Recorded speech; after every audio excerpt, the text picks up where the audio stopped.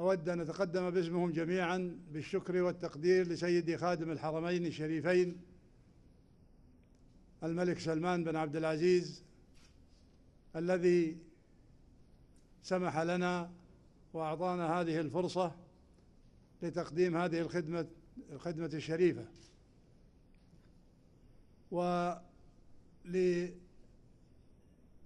ولمتابعته الحثيثة والدائمة لكل ما من شأنه تأمين راحة وسلامة الحجاج في هذا العام. وكذلك تقدموا بالتهنئة والشكر والتقدير لصاحب السمو الملكي الأمير محمد بن نايف بن عبد العزيز ولي العهد نائب رئيس مجلس الوزراء وزير الداخلية ورئيس اللجنة العليا للحج،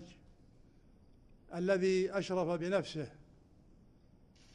وتابع متابعة حثيثة جميع الاستعدادات التي بدأت منذ انتهاء الحج في العام الماضي وحتى بداية الحج في هذا العام، وكانت لتوجيهات سموه الفضل الكبير فيما توصل إليه العاملون في هذا العام من أداء الخدمة المطلوبة منهم. أيها الأخوة، أهنئ جميع حجاج بيت الله في هذا العام، وأهنئهم بهذا الإنجاز الكبير في أمور دينهم وفي أمور دنياهم. في أمور دينهم بأنهم قاموا بأداء هذا الفرض الكبير من أركان الإسلام الخمسة، وفي أمور دنياهم بأنهم أجابوا على كل الأكاذيب والافتراءات التي وجهت للمملكة في هذا العام وقبيل الحج من الحاسدين ومن الحاقدين ومن المرجفين الذين أرادوا أن يشككوا في قدرة هذه البلاد السعودية على القيام بخدمتها للحجاج وقدرتها على تسيير أمور الحج بهذا الشكل الذي ظهر اليوم. وقوف هؤلاء الحجاج على صعيد عرفات يوم 9 من ذي الحجة، وهذه السكينة التي أنزلها الله سبحانه وتعالى عليهم، وهذه الطمأنينة التي اتسمت بها الجموع الإسلامية، أكثر من 2,000,000 حاج يجتمعون على صعيد منى على صعيد عرفات، وفي نفس الوقت وفي نفس المكان وبنفس الأسلوب يلبسون هذه الملابس البيضاء بياض نفوسهم وقلوبهم، ويقفون على هذا الصعيد الأبيض في عرفات رافعين على رؤوسهم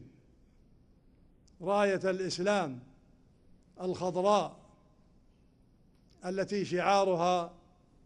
الإسلام دين سلام. هذه الرسالة التي يوجهونها للعالم ويثبتون للعالم أجمع بأن الإسلام دين سلام وليس دين إرهاب وليس دين تخريب. وما هؤلاء العدد القليل من المسلمين الذين حاولوا تشويه صورة المسلمين في العالم بهذه الطريقة التي لا يقبلها الإسلام، هؤلاء 2,000,000 حاج الذين وقفوا أجابوا بكل ثبات وبكل ثقة في نفسهم وفي دينهم وفي هذه الدولة التي قدمت لهم هذه الخدمات، ثم نزلوا يحملون هذه الراية، الإسلام دين سلام، من عرفات إلى مزدلفة إلى منى، ورجم الشيطان الذي أخرج الإنسان من الجنة، وهو رمز كذلك لمن يعبث بصورة الإسلام والمسلمين وبمن يشكك المسلمين في بعضهم البعض. هذا الحشد العظيم الذي يتوجه اليوم إلى مكة منهيا هذه الرحلة الإيمانية بالطواف حوالي الكعبة في الحرم الشريف في اتجاه واحد وبتوجه واحد، هو الإسلام دين السلام. هذا الجمع الكبير الذي يفوق 2,000,000 حاج وهو يطوف بالكعبة الشريفة يسمع نداء المؤذن وإقامة الصلاة،